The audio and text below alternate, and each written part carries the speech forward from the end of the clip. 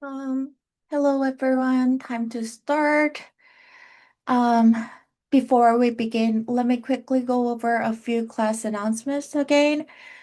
First, there will gonna be a quiz on June 23rd, which is this Tuesday. The quiz will gonna cover everything from elasticity of like supply through market failure today's class. So make sure you review both of like elasticity material and also what we cover today. Like quiz are pretty similar to the like previous one. The quiz we're gonna have like five multiple choice questions and you'll have like 20 minutes to complete it. So please read each of like questions carefully. Make sure you're comfortable identifying, like different types of like elasticity and calculating them when necessary and also explaining like economic surplus, efficiency, market failure, which we're gonna learn today. And second, your midterm scores were posted last Friday. So please check your score. And if you have any questions about your score or concern, please make sure you first review the questions and then just like hit me up like as soon as possible. Also remember that our last class is this Wednesday. We're getting very close to the end of the course. Oh my God, it's almost done. So please make sure that you're keeping a track of, all remaining assignments, quizzes, and deadlines. Like that is very important. Finally, there will gonna be no office hour this Thursday. So, if you need to ask me something before the course end, please contact me earlier rather than, like just waiting until Thursday. So, all right. We're going to discuss, like economic surplus and market failures today. So this topic, like brings all together many of, like the ideas we've already studied. So we have learned how buyers create demand, how sellers create supply, and how the interaction of like demand and supply, like determines the equilibrium price and quantity. So we're going to like one step further. The central idea like today is that, like voluntary market transactions can create benefits for both buyers and sellers, which is called, like economic surplus. And that gives us a way to measure, some benefits. Like also we're gonna examine like situations in which the market does not maximize those benefits and which is called market failure. So let's begin. Let's begin with the concepts of like warfare economics today. So like the terminology warfare here, like does not specifically mean government warfare programs. Like they use the same word but like meaning different. So in economics, warfare refers more broadly to people's economic well-being and also um the benefit that society receives from the allocation of resources. So an allocation of like resources answers like three important questions. I wrote it down over there. First one is how much each good should be produced. So for example, like how many cars or how many computers or how many apartment or even a like cup of coffee like should the economic produce. Second one is like which producers produce it, like produce like those goods. So like the question are gonna be like, should a product be produced by a film with relatively low production cost or, by a film with very high production costs? So, like from like whole society's like perspective, we generally want production to be handled by farms that can produce efficiently. We're gonna learn about like that word person. And lastly, like we can ask also like which consumers should receive or consume those like goods. So like should the could go to like someone who values it highly, or like to someone who barely values it at all. So like these are all the questions about like resource allocation. So like welfare economics, we're gonna study, the benefits that buyers and sellers receive from like participating like in these market and transactions. Um, it also studies like, like how society can make those combined benefit as large as possible. So like welfare economic is not only asking like, what price will the market produce, like or something like that. It is asking a larger question. I mean, like does this outcome create the greatest like possible economic benefit as a whole? So I can give you an example. Like for example, one example could be imagine that a seller has an extra what? Maybe we can say that seller has an extra concert ticket. So like the seller would be willing to sell it for just suppose like $40, and a buyer would willing to pay as much as like 100. Then there is like clearly an opportunity for both people to benefit. So like suppose they agree on a price of like 70, then the buyers pays, like $30 less than the maximum amount they want willing to pay, right? And the seller will gonna receive like, like $30 more than the minimum amount they were willing to accept, right? So like both sides, like came from the transaction, and welfare economics, like gives us a framework for, measuring those gains. So before we continue, we also need to like learn like specific term called, positive analysis and normative analysis. I wanted to like distinguish like between like these two. So like positive analysis like describes like, like what is happening, explains why something is happening, or predicts, like what will happen.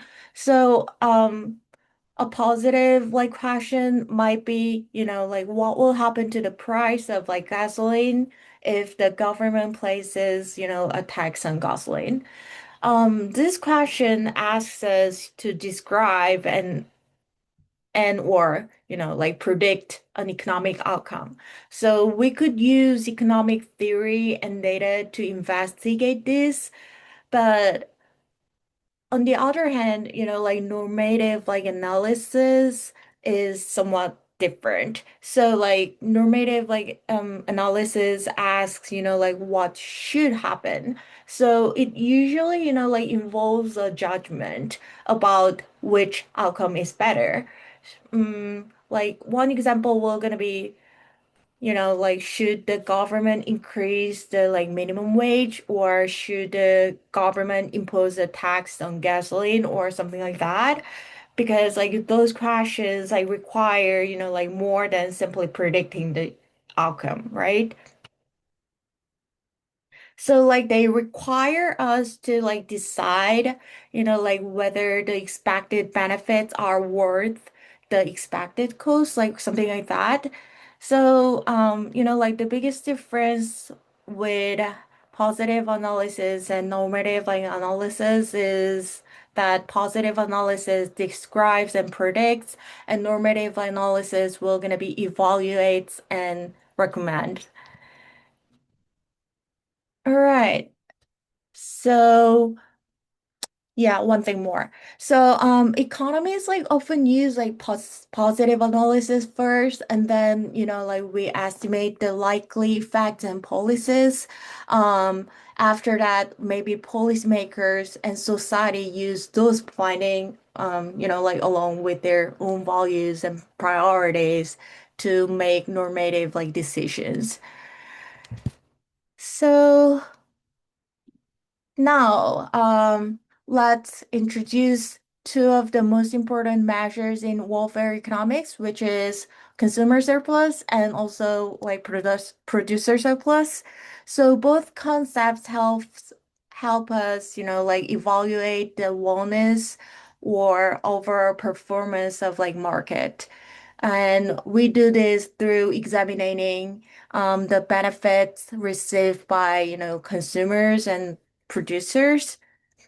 So let's start with, like consumer surplus. So consumer surplus, the definition of it is the difference between the maximum amount a consumer is willing to pay and the amount the consumer actually pays. So for example, like imagine that you're willing to pay as much as like $50 for a comic book and you go online and find a comic book for like $35. Like, yeah, you're prepared, to pay like $50 in your mind, but you only had to pay like now, like $35 now, right? Then you receive a consumer surplus of like $15. So we can say this as, consumer surplus equals willingness to pay minus the actual price. So like for this example, it was like $50, which was like willingness to pay, and $35, which was actual price you have to pay. So 50 minus like 35 will gonna be like, like $15, which is same as, consumer surplus. So like this like $15, represents like the additional economic benefit that you receive from this transaction. So of course, like this does not mean, like someone physically gives you like $15, but it's more like, based on how much you value that comic book. You receive like $15 more value than what you, gave up in payment. Now let's talk about like producer surplus. So producer surplus is like similar, but like like some words are changing a little bit. So it is the difference between the market price the seller receives and the lowest price the seller would have been, willing to accept. So we can think of like, same example of like comic book. So suppose a seller would have been willing to, sell those comic book for at least, $20. And we said the price, actual price was like $35, right? So now the seller receives like, $15 more than like minimum amount, they require to make a sale. So like the producer surplus will gonna be $35 minus $20, which equals to like $15. So in these transactions, like if we put all together, the consumer receives, like $15 of like consumer surplus, and the producer will gonna receive like $15 of like producer surplus. Yeah, these are like, like concepts about it, and like notice that market price determines how the total benefit is divided between buyers and sellers. So, like we'll talk about it like a little bit more deeper. So let's do this first.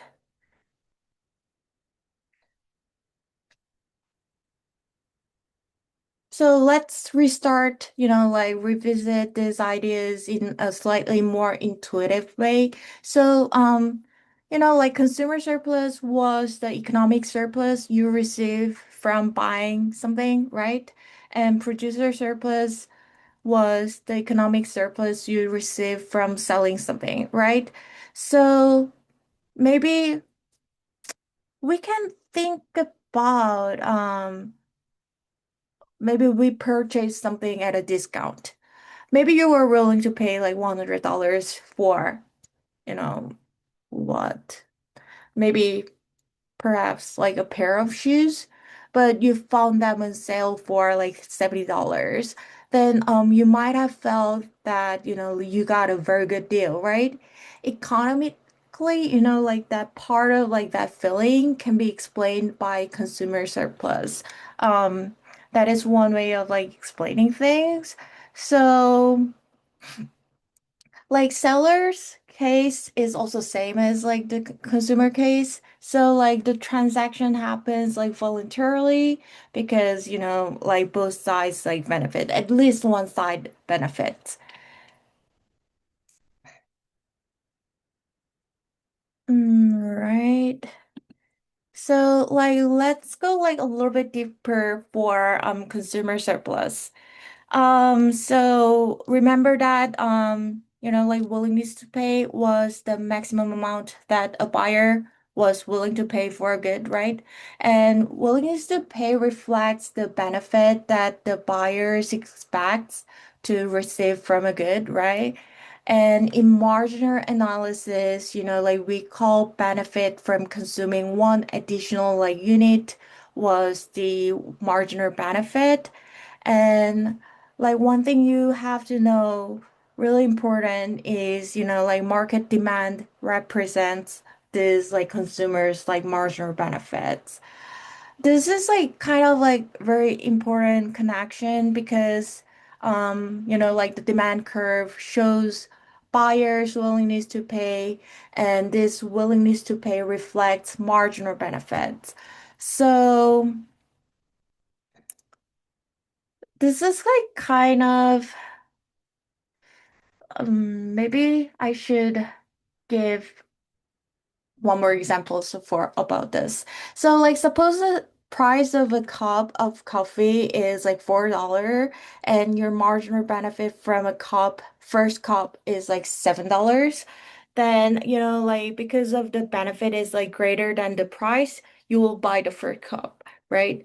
Then your marginal benefit from the second cup, let's suppose now it decreased to like $5, then like still like the benefit is greater than the like $4, right?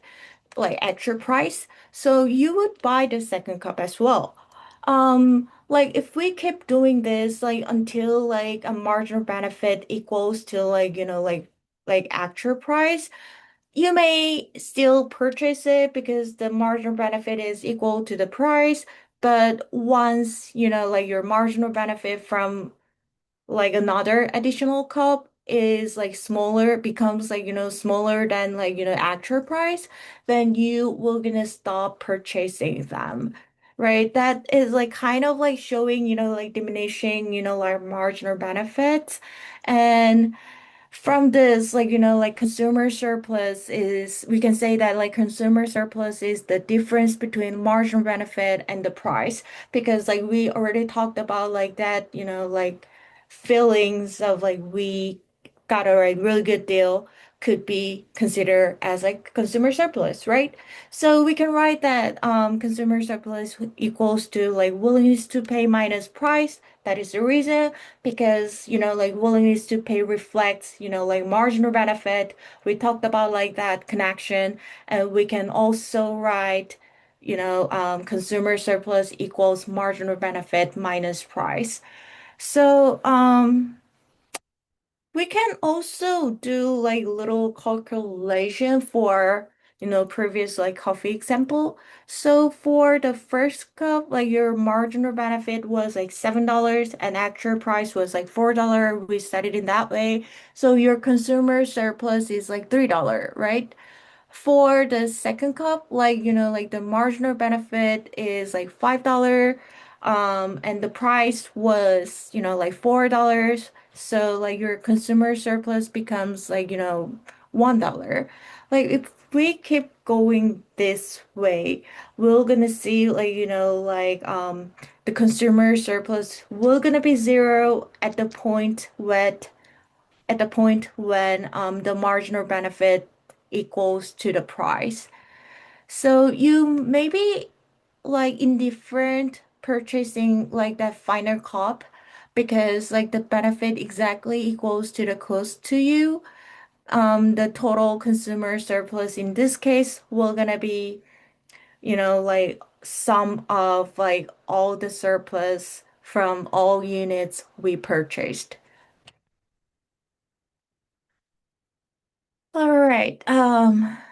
So that is like for this page, but like also yeah, maybe I'm gonna explain this like later part with a like graph. So let's move on to like understanding like producer surplus part. So like now let's look at the like seller side of the market. So in a perfectly competitive like market, we talked about it. We're gonna assume like, we're gonna start with, in a like perfectly competitive market because it is like easier to like learn.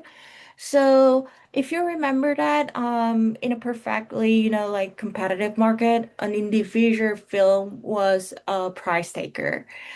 This means that, the film cannot independently, like set the market price, right? Instead, like they will gonna just accept the price determined by the overall market. So remember that the market supply curve reflects those like marginal cost of like production, and marginal cost was the additional cost of like producing one more unit. So like, like combining all together, we can intuitively we already learned, but like we can also say that, like a profit maximizing film will gonna increase its productions, like as long as the market price is greater than or equal to, indifferent to the marginal cost. So like we can think of like similar example, like suppose, like I don't know like what to bring, but like just suppose like random market price is like $10, and if producing one more unit costs like just, like $6, producing that unit makes sense, right? Like the film still receives, like $10 and incurs, like additional cost of like $6. Still there will gonna be revenue, right? So if producing another unit costs, like $8, the film will gonna still, produce it, but like there will gonna be like indifferent if the unit cost, like additional unit cost like exactly $10, maybe, the film still produce it or, like just stops it. So, like competitive like film will gonna increases like productions until the market price equals to the like marginal cost of, like that producing that goods. So like like combining all together, we can say that, producer surplus equals to like pr price minus willingness to sell. That is because, like willingness to sell reflects, like marginal cost. But also we can say that, producer surplus equals to price minus marginal cost. Yeah, because, willingness to sell equals marginal cost, like in perfectly competitive market. So let's move on to the next one. So once after like like we learned about like consumer surplus and also producer surplus, now we can talk about like economic surplus. Like let's bring everything together. So like the economic surplus like generated by the transaction, you know, which is the sum of like consumer surplus received by the like buyer and the producer surplus received by the seller. So basically it's very easy. Economic surplus equals to, like consumer surplus plus producer surplus. We already know that like consumer surplus equals like, like marginal benefit minus price, and also know that, like producer surplus equals price minus like marginal cost. So we can actually like substitute like, like those expressions. So once after do that, we can tell that, like economic surplus is equal to like marginal benefit minus like marginal cost. So like, like those two price term will gonna be canceled. So yeah, this result is very important. Like the total benefit created by a transaction depends on the difference between, buyer's marginal benefits and the like seller's marginal costs. So like the market price like determines like, like how the surplus is divided between the buyer and seller, but the market price itself like does not create the total surplus. Yeah. So I brought some figures over there. So let's suppose like we are looking at, like ice cream market. And like our initial like equilibrium is at price of like $3 and quantity of like $100, which is like left panel of the figure. And like our consumer surplus was, like marginal benefit minus price, which is, like willingness to pay minus like actual price. So which will gonna be like top triangle part. I shaded with a like blue color. And as you can say, it is like whole sum of, like willingness to pay minus actual payment. And also like if we do the like same thing for the like producer surplus, just like look at the like right panel of the figure. Um we had like $3 of like actual price, like actual money received by a film. Um, and then also like they had supply curve as like willingness to sell. So producer surplus will gonna be like bottom triangle. So like you really need to know like how to like like calculate this like, consumer surplus and producer surplus, which is like really important. And once we add up like, consumer surplus and producer surplus, will that whole big triangle will gonna be the economic surplus. So for every unit up to equilibrium, like marginal benefit is greater than marginal cost. So like that means each of like those units will gonna create positive economic surplus. Like we add all the differences between marginal benefit and marginal cost across all units traded to calculate total economic surplus. So now we know like just I want to say like once more at a like equilibrium quantity the demand curve and supply curve intersect, like at that point like marginal benefit equals to marginal cost, which will gonna produce like zero. So for units beyond that quantity, like marginal cost would be greater than marginal benefit. So like producing like those extra units after, like equilibrium point would, use more resources or cost like more than benefits they create. So like this like connection leads like directly to the idea of like market efficiency, which we're gonna see like right now. So market efficiency means that the allocation of like resources when they are maximizing total surplus, like that is what we'll call as like market efficient. So like an efficient, like outcome creates, like the largest like possible combined benefit for consumers and producers. We can put it that way. Yeah. So we were talking about like competitive markets. So like still like our, like main, analysis is based on like, competitive market. In those situations, like the equilibrium quantity generally, like maximizes the sum of like consumer surplus and producer surplus.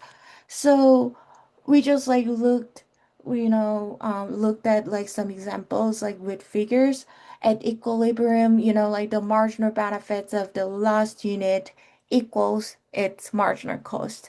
So like this tells us, like all the units for which marginal benefit is greater than marginal cost are produced.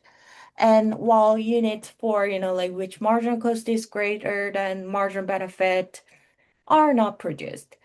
So like let's maybe think about what would happen if market produced like like less than equilibrium quantity. So if we go back, um like our market equilibrium point was like 100 units. So let's suppose that the market produces like only 80 units. So for the units between like 80 and 100, which is like over here like approximately, right, the demand curve is still above the like supply curve. So like that means like consumers marginal benefit is still greater than, like producer's marginal cost. And those transactions would create positive economic surplus, but they're not occurring. So, like producing too little will gonna causes like society to lose some potential surplus, which we will gonna call as like dead weight loss. We're gonna talk about it like for the last page. Yeah. But yeah, that organic causes like a little bit of, like loses. Now suppose like when market produces like more than the equilibrium quantity, perhaps we can say like 120, then it should be like somewhere over here, right? Um, for units between, like 100 and 120, like probably like around like this amount. Like, like supply curve is above the like demand curve. And that means the marginal cost of like producing, like those units is greater than marginal benefits of, consumers receive, of course. Then, like we can say that at the equilibrium quantity, raising or lowering productions would not increase like total surplus because, like overproduction also reduces total surplus because like producing those units uses resources and they will gonna give you like negative, surplus. So basically the idea is that like at equilibrium, like producing like the quantity of like goods and that produce the quantity of like goods that maximizes like the sum of like consumer and producer surplus. So, like raising or lowering the quantity of it, will not gonna increase the total surplus. And like this is why the competitive equilibrium is often considered efficient. And this is also a good place to briefly connect today's topic to our previous discussion of like elasticity.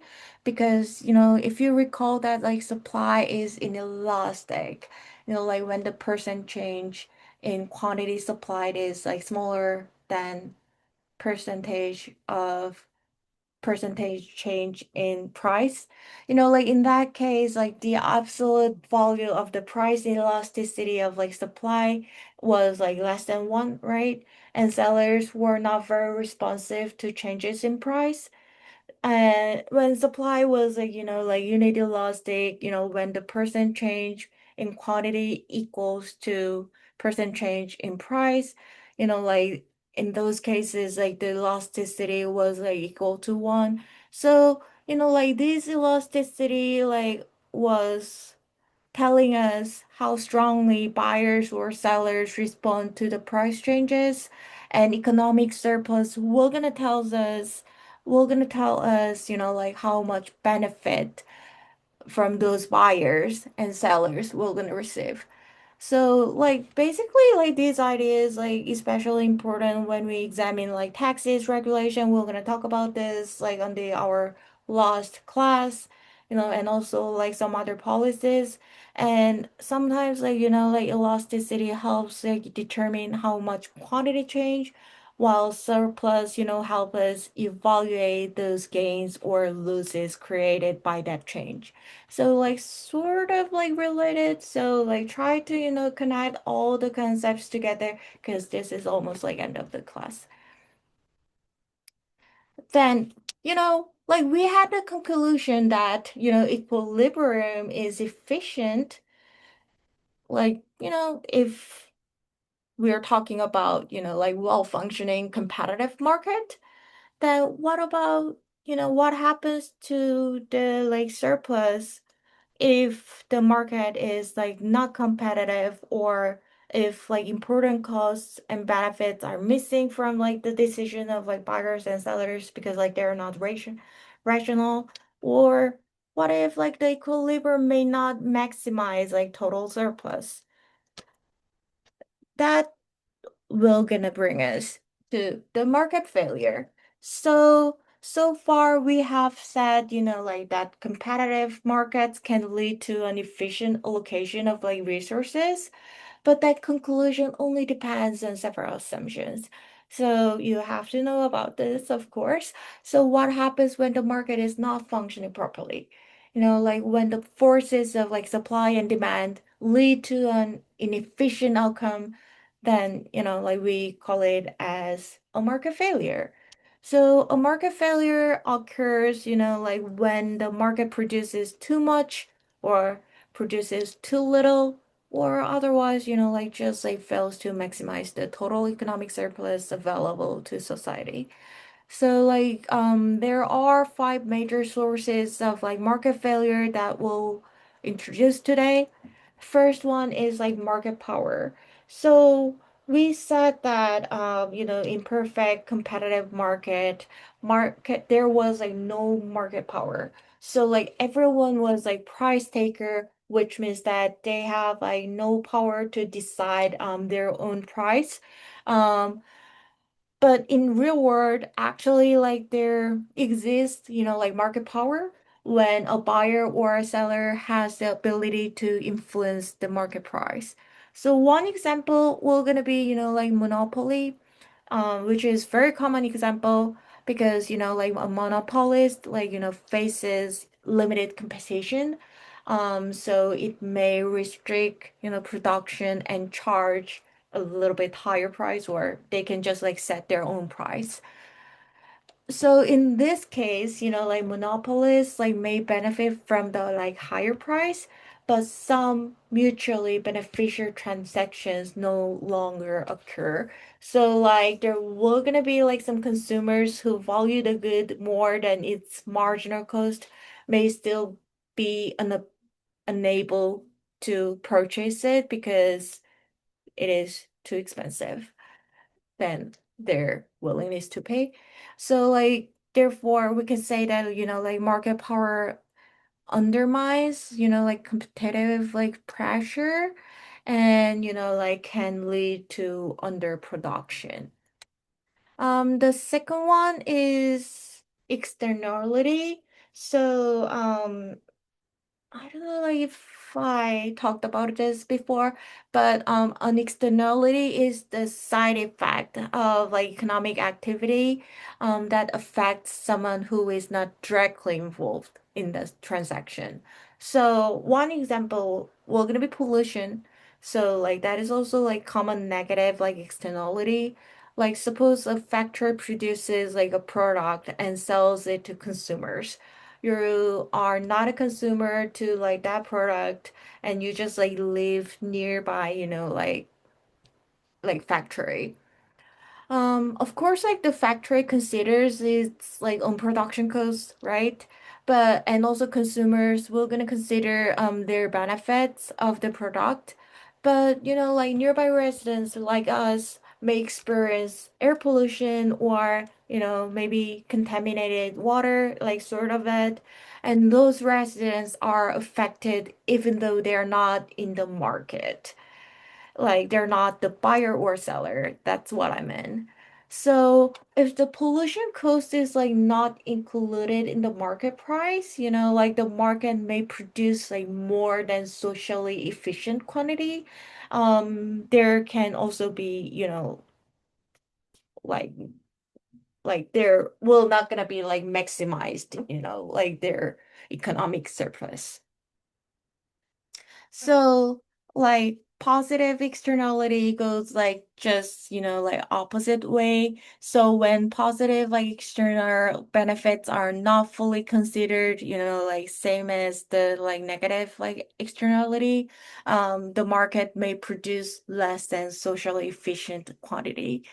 Third one will gonna be information problems, which is, you know, which means that market typically work better when buyers and sellers have accurate information, open information, something like that. So information problems arise, like when one-sided knows like more than the other side, or like when people cannot properly evaluate the quality or the risk of the product, like something like that. So, like information problems can undermine trust and also prevent beneficial transactions.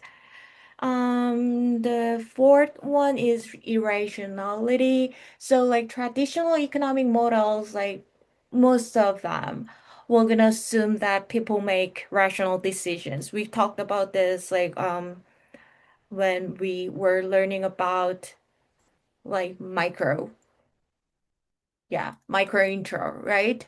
So it is like basic assumption. We have like really big assumption in economic theory, almost like all of economic theory. So we think like people are rational, but in reality, like in real life, people sometimes like make systemically mistake, or they may focus like too much on like immediate rewards, or underestimate or overestimate, like ignore relevant information, or like be influenced by your friends, like family, emotions, or just like framing, right? This type of like irrationality can cause like consumers or firms like to make decisions that do not maximize their own well-being. And then lastly, like one typical example, we will learn this like on the in the like like next class. um one really good example will gonna be government intervention. So government intervention is often intended, like to correct, like market failures, and sometimes like protect consumers or sellers, or just like like pursue social goals.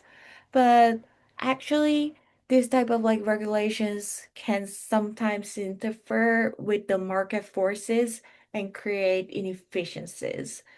So like one example, we're gonna be a price selling. We're gonna talk about it like later, sooner, like very carefully. But let's just like like try to explain real quick. So a price selling is set below, like a price selling when we set it below the equilibrium can create a shortage. And if there is like like shortage, or like surplus in a market, we kind of like saying that like we're overproducing, or underproducing, which will not gonna cause like maximize our economic surplus.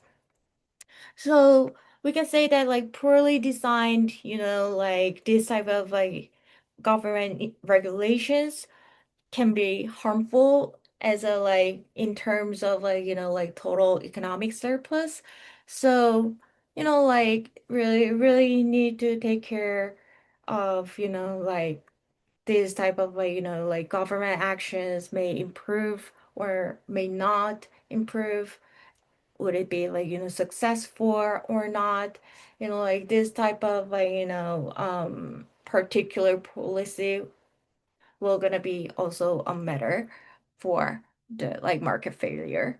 So like this of like market failure will gonna result often that weight loss, which is abbreviated as DWL. So like that weight loss is the economic surplus that disappears because the market is producing quantity different from the efficient quantity. So it can happen when the market produces like too little or too much, other than, equilibrium point. So we calculate that weight loss as, economic surplus as the efficient outcome minus actual economic surplus.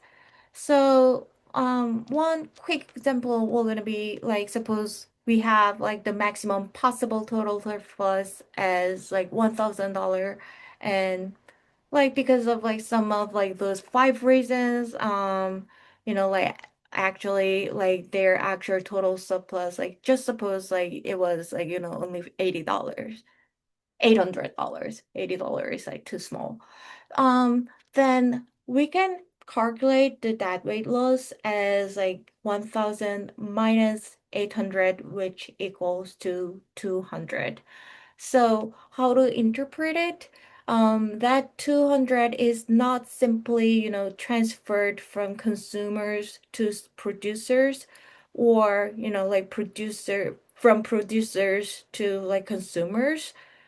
So it is like kind of like surplus, like that no one receives and just like, disappears, like just evaporates.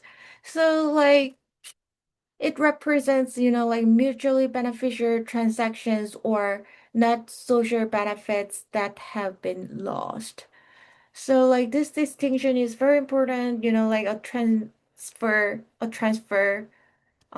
changes who receives this surplus, but dead weight loss reduces the total amount of like surplus available, total surplus, right? Um, so yeah, this is all I have today. Let's conclude by connecting all of like today's concepts. We talked about like consumer surplus and producer surplus. Consumer surplus was, the benefit buyers receives, and the producer surplus measured the benefit sellers received. And total economic surplus was like simply add up consumer surplus and producer surplus. And we all built this type of analysis on the top of, well-functioning competitive market, right? And equilibrium, maximizes total surplus because marginal benefit equals to marginal cost, which will gonna cause like zero, surplus over there. Um, when so in those cases, like when the market is like overproducing or underproduces, then the like efficient point, the total surplus will gonna be full. That loss of like surplus we call as dead weight loss. And when, like market forces fail to the produce to the like efficient outcome because of like some five reasons like we talked about, um, then we call that situation a market failure.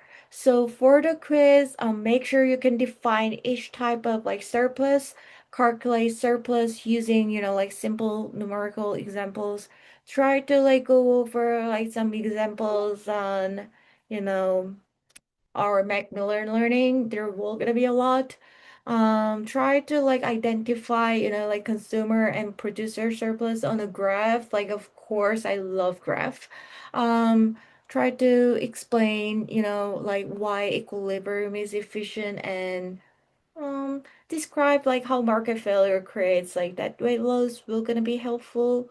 Like not what I would like ask, but yeah. So like this is all I have. Thank you for coming. We'll see you on Wednesday on our last class, and good luck with your quizzes. Have any questions?